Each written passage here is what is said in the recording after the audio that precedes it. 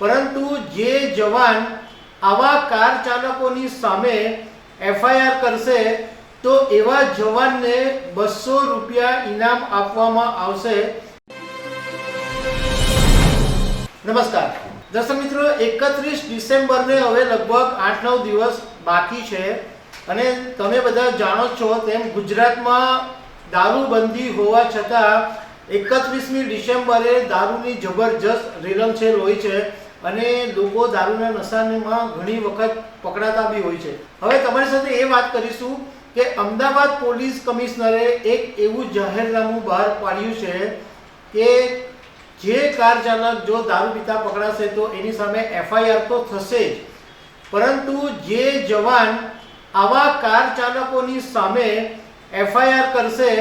તો એવા જવાનને 200 રૂપિયા ઇનામ આપવામાં આવશે એવું જાહેરનામું પોલીસ કમિશનરે બહાર પાડ્યું છે। એના વિશે વાત કરીશું। મારું નામ રાજેશ શાહ છે અને તમે જોઈ રહ્યા છો ખબર છે.com। દર્શક મિત્રો, ગુજરાતમાં દારૂબંધી છે અને ઘણી વખત કોઈ કાર ચાલક દારૂ પીતા પકડાય તો એની સામે કેસ તો થાય જ છે, પરંતુ અમદાવાદ પોલીસ કમિશનર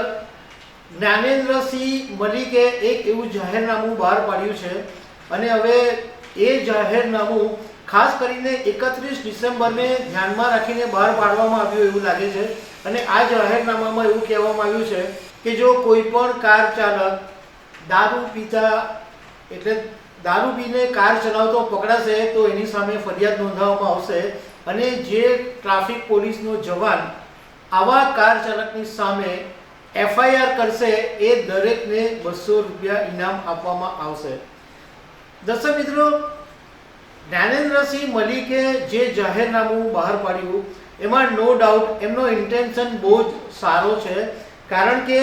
આને કારણે ગુજરાતની અંદર એક એવી ચર્ચા ઊભી થશે, કદાચ પહેલી વાર એવું બનશે કે પોલીસને આ કેસ નોંધવાની સામે ઇનામ મળશે।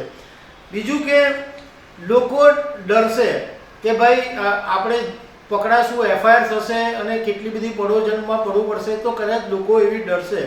અને બીજું કે લોકોની અંદર થોડી અવેરનેસ પણ આવશે। એટલે એ રીતના જોવા જઈએ તો પોલીસ કમિશનરનો જે ઇન્ટેન્શન છે એ ઘણો સારો લાગે છે, પરંતુ સૌથી મોટો સવાલ એ ઊભો થાય છે કે 200 રૂપિયા માટે કોઈ પોલીસ જવાન એફઆઈઆર કરશે,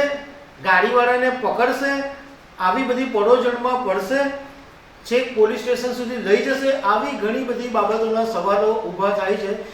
એનું કારણ પણ છે,